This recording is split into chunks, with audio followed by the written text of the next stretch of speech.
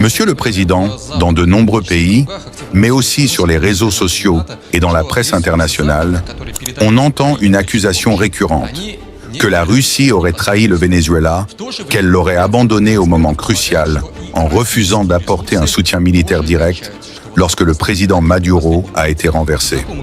Certains vont même jusqu'à dire que la Russie, en se présentant comme un pilier du monde multipolaire, a montré ses limites en laissant tomber l'un de ses partenaires stratégiques. Que répondez-vous à ceux qui disent que la Russie a reculé, a eu peur ou a sacrifié le Venezuela pour éviter une confrontation avec les États-Unis? Je vais être très clair. D'abord, il faut commencer par les faits, pas par les émotions ni par la propagande. La Russie n'a jamais signé avec le Venezuela un pacte de défense mutuelle. Il n'existe aucun traité entre Moscou et Caracas qui oblige la Russie à entrer en guerre si le Venezuela est attaqué. Un pacte de défense, c'est ce que nous avons avec certains États.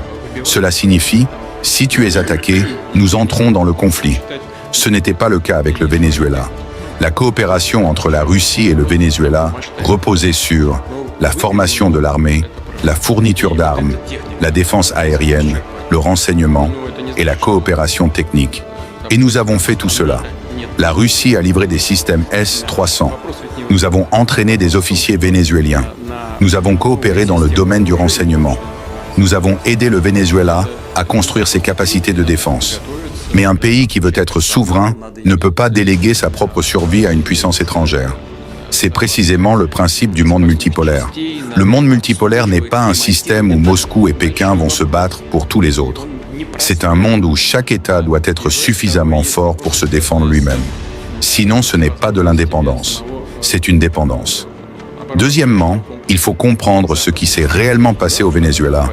Il n'y a pas eu d'invasion américaine, il n'y a pas eu de débarquement, il n'y a pas eu de bombardement, il n'y a pas eu de guerre. Il y a eu un effondrement interne du pouvoir. Des responsables militaires vénézuéliens ont trahi leur propre gouvernement. Ils ont remis leur président. Ils ont ouvert la porte.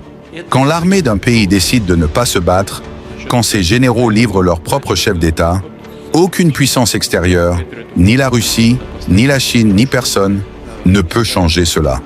Même avec un pacte de défense, il faut une demande officielle. Il faut un État qui résiste. Il faut une armée qui combat. Or, cela n'a pas existé. Vous ne pouvez pas forcer un pays à se défendre contre sa propre trahison. Troisièmement, on parle beaucoup d'humiliation. Oui, quand un partenaire tombe, ceux qui l'ont soutenu subissent un choc politique. C'est la même chose quand l'OTAN échoue en Afghanistan. Quand les États-Unis quittent Kaboul, quand l'Europe est incapable d'imposer sa volonté. Mais l'humiliation n'est pas une trahison. La trahison, c'est quand on abandonne un allié malgré un engagement juridique et militaire. La Russie n'a jamais abandonné ses engagements. Elle a respecté exactement ce qu'elle avait promis. Enfin, je veux rappeler une réalité simple. La Russie n'est pas un empire colonial. Nous ne renversons pas des gouvernements. Nous n'envoyons pas nos armées pour imposer des régimes. Nous aidons les pays à se tenir debout. Nous leur donnons les moyens de se défendre. Mais la décision de se battre ou de se rendre appartient toujours à leur peuple et à leur armée.